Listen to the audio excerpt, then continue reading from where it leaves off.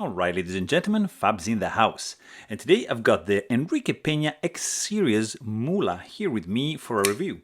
And as usual, we're gonna analyze the look, the sound, and the feel of this guy. But first of all, let's just do a quick size comparison. This is up against something very, very similar in size. This is the Pocketknife Steelcraft Series Mini Glimpse, also done by Reef. This is another example of a custom knife version proposed by Reef, so in a more inexpensive format, let's say.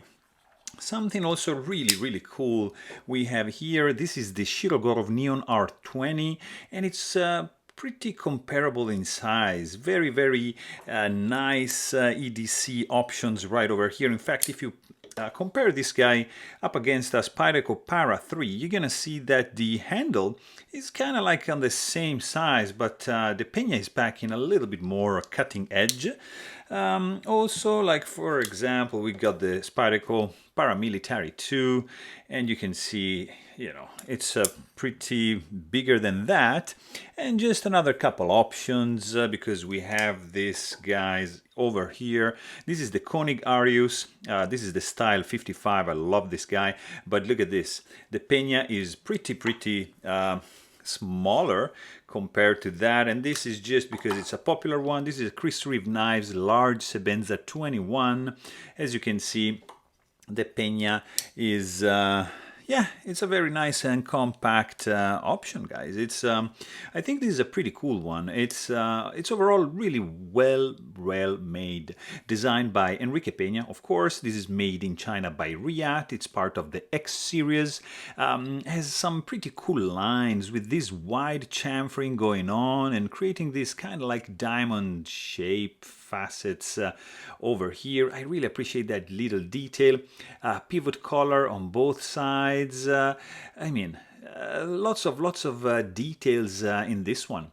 For example, the scales are just titanium. They're not skeletonized on the inside, and that's going to reflect a little bit on the weight, but it gives like a pretty nice and solid feel, I have to say.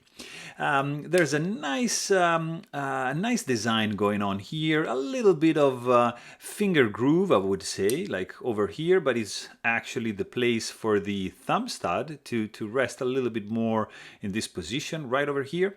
And it's nicely done, guys. Like, look at the chamfering, the inner chamfering going on right over here, and all around the scales, really nicely done. There's a nice backspacer, which is titanium 3D milled, and it has a pretty cool geared pattern, and it's cut out right over here to leave exposed this pin, which is gonna be your lanyard loop, let's say. There's a pretty cool stainless steel insert, which is beautifully done. Look at this.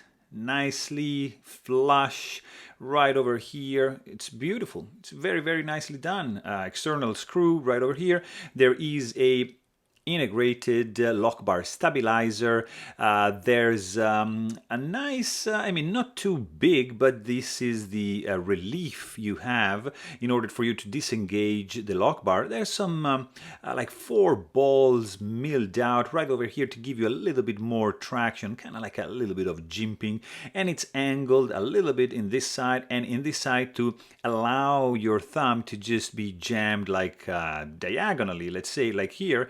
Disengage and just close the blade. So very nice job. The relief for the lock bar, it's external, and it's done like in this way, pretty much similar to this guy over here.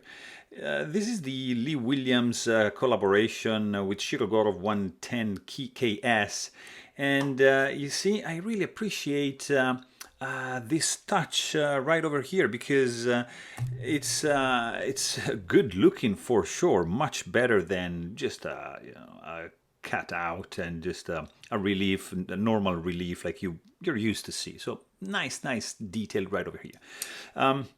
you're just gonna need T8 screws, both for the pivot and for the handle screws, to disassemble this guy, which is gonna be extremely easy and straightforward for you to maintain, because it's very simply built. Also, the screws in the handle are flush with the handle, and the pivot is domed and protruding a little bit from the scale. The pocket clip is it's a very nice one, guys. It has the right amount of spring tension, just a little bit short on the clip ramp side, but it's a solid chunk of titanium milled out with this arrow shape and like this angle right over here, which is nice. It's gonna feel like pretty slim in the pocket, 100%. The blade is a nice one, guys. It's a little bit on the thick side, I have to say. For example, if you compare this one with the Para 3, you see the tip, it's a little bit thicker, okay? The stock is comparable, but because of the grind is not reaching the spine, it's gonna have a wider bevel than compared to, for example, in this case, which is like, let's say, full flat. So the grind is flat up to the spine of the blade.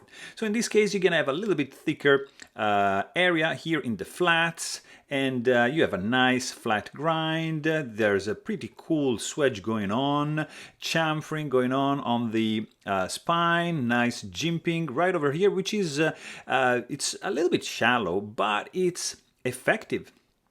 This reminds me a little bit, again, of this kind of jimping, the Shiro jimping, which is a little bit shallow but effective. So it's not gonna like shred your thumb, but it's gonna just keep it right there to give you a little bit more traction when you do some scrape job. So interesting. Also, you have a nice drop point blade overall going on right over here with the, I would say, like 50% belly. And up to here, just plain edge, just straight. And this is your sharpening choil right over here. Very interesting. In fact, look at the plunge grind, widens way behind the edge, the sharpened edge, right over there. And it reveals the thickness of this blade, and you can see that this edge symmetry, it's pretty spot on. The grind symmetry also looks to me pretty spot on. Very symmetric swedge on this side. And overall, this is a really nice blade, guys. It's M390 steel, so pretty much high there in the high-end steel realm. And you've got some. This is 3.25 inch long, drop point shape. There's a little bit of billboarding going on, like Pena X series and the M390 writing right in the back. Not too intrusive, but still, it's there. There's some etching going on, definitely, for sure. Also, you've got this dual thumb stud for the deployment of the blade, which is gonna be very simple and easy and pretty straightforward to use, guys. The sound this guy makes, it's interesting. It's like this when you open, and this when you close it. When you close, this guy is beautiful. I don't know why, but it's a very subtle clink that I really like. When you open this guy, this is the sound it's gonna make.